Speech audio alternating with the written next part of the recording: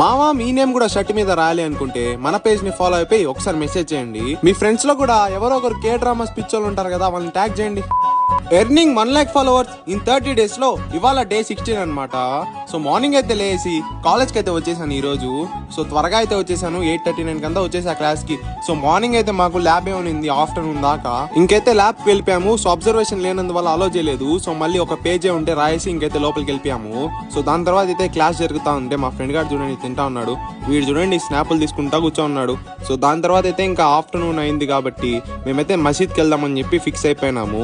So బయటికి వెళ్ళాలంటే ఇప్పుడు పంపించట్లేదు. సో లెటర్ రాసి ప్రిన్సిపల్ సార్ దగ్గర సైన్ పెట్టించుకొని ఇప్పుడైతే మేమైతే బయటికి అయితే స్టార్ట్ అయిపోయామన్నమాట. నేనైతే ఫ్రైడే ఖచ్చితంగా నమాజ్కి వెళ్తాను.